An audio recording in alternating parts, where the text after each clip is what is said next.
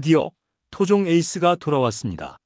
무너졌던 안경 에이스 박세웅이 7월 23일 고척에서 열린 키움전에서 7이닝 1실점 호투로 완벽하게 부활했습니다. 그리고 9승에서 멈췄던 승리가 추가되며 10승째를 기록했습니다. 선발 마운드가 살아나자 롯데는 다른 경기보다 편안하게 승리를 쟁취했습니다. 박세웅은 6월 이후 두 자릿수 평균 자책점으로 고개를 숙였지만 무려 78일 만에 퀄리티 스타트 플러스를 기록하며 시즌 10승 고지에 올라선 것입니다. 레이에스의 맹타 고승민의 복귀 타점, 그리고 김원중의 흔들림 속 무실점 마무리까지 롯데는 4대1로 승리하며 2연패에서 탈출했습니다.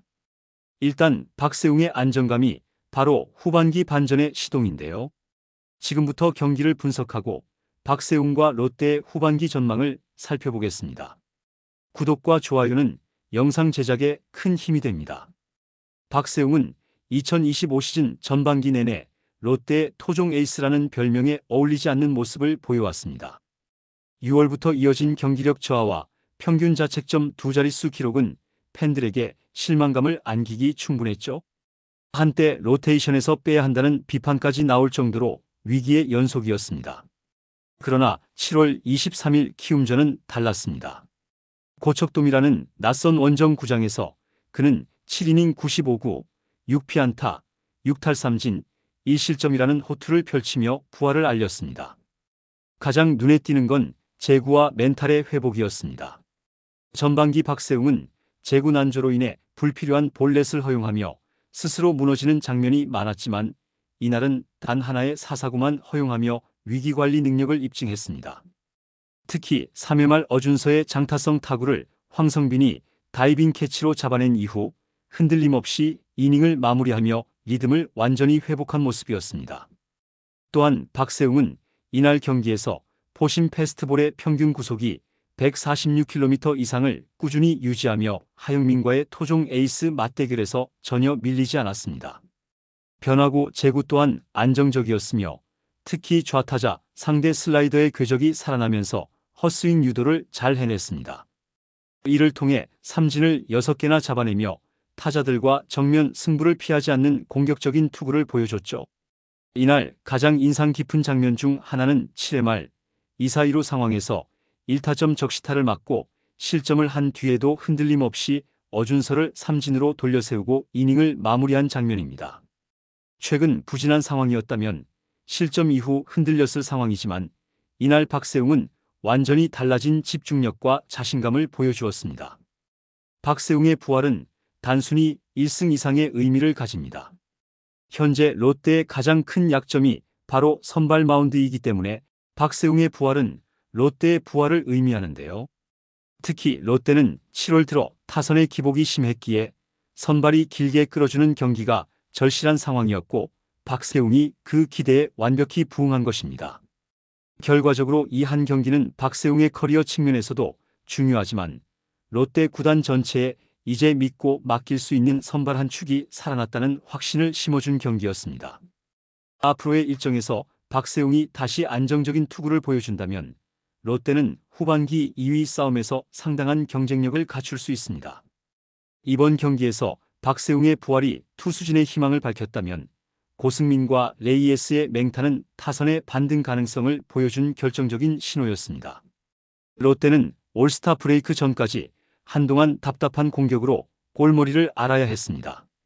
7월 들어 13경기에서 팀 타율은 2할 2푼 5리에 그칠 정도로 득점력이 심각하게 저하된 상태였고 그 여파는 연패로 이어졌습니다.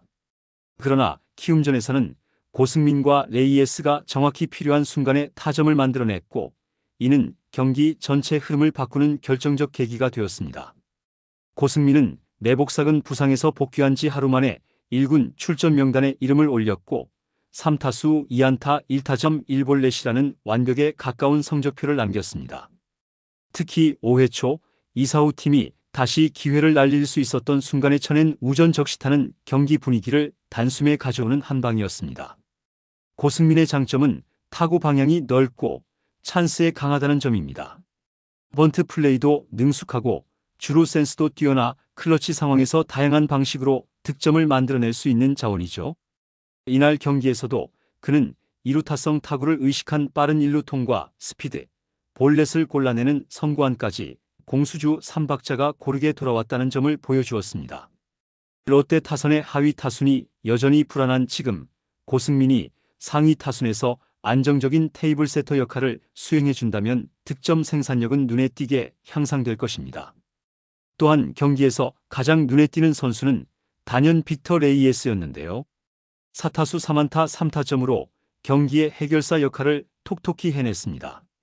5회 2타점 2루타, 7회 1타점 적시타 등은 모두 득점 찬스에서 터진 타구였으며 클러치 타격 능력이 빛났습니다.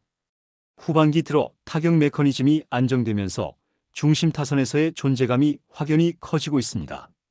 특히 빠른 배트 스피드와 라인 드라이브성 타구 생성 능력이 뛰어나며 변화구 대처 능력도 다시 찾은 느낌입니다.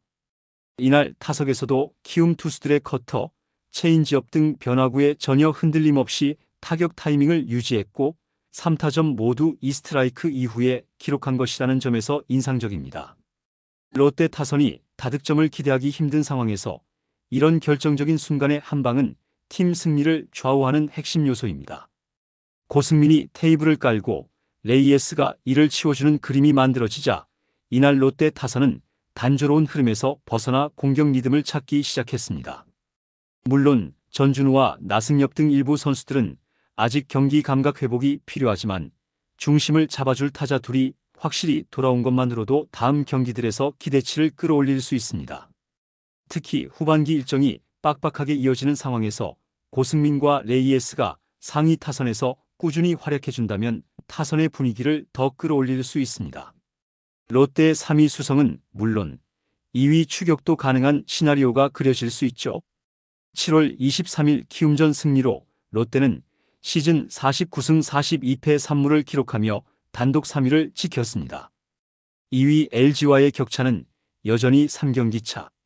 그리고 그 밑으로는 기아와 KT가 촘촘히 따라붙고 있는 혼전 중위권 싸움이 계속되고 있습니다. 후반기 롯데의 시나리오는 두 가지로 압축됩니다. 하나는 2위 LG를 추격해 가을 야구에서 홈 어드밴티지를 잡는 전략, 다른 하나는 3위를 지키며 안정적인 포스트 시즌 진출권을 확보하는 방어전입니다. 현재 롯데는 주축 선수들의 부상에서 복귀, 그리고 선발 로테이션 안정화라는 두 가지 호재를 기반으로 반등을 준비 중입니다. 또한 그동안 부진했던 박세웅이 살아난 데다 필승조 뎁스도 나쁘지 않습니다. 만약 이러한 흐름이 계속된다면 전반기처럼 힘겹게 끈질긴 승부를 하지 않고 안정적인 승리를 따낼 수도 있는데요. 하지만 이제는 투수진보다는 타선의 집중력 회복에 더 신경을 써야 합니다. 롯데는 다득점보다는 득점권 찬스를 놓치지 않고 필요할 때 점수를 뽑는 야구에 초점을 맞추고 있으며 이는 투수진과 수비 안정성이 뒷받침될 때 가능한 방식입니다. 투수전과 팽팽한 경기가 많아질 후반기일수록 팀 컬러에 맞는 야구를 정확히 구사하는 것이 상위권 진입의 열쇠가 될 것입니다. 결국 롯데가 2위를 노릴 수 있을지는 현실적인 유연함과 전략적 투입이 가능하냐에 달려 있는데요. 전력을 유지하며 최소 실점을 지켜내는 경기를 반복하면서 필요할 땐 강하게 점수를 내는 이중 구조의 전략이 필요합니다. 이제부터는 김태형 감독의 전술 선택과 대처 능력이 롯데 후반기를 지휘하는 핵심 키로 작용할 것입니다. 박세웅의 부활, 고승민의 복귀, 레이에스의 존재감까지 롯데는 반등의 조건을 갖추기 시작했습니다. 하지만 진짜 승부는 지금부터입니다.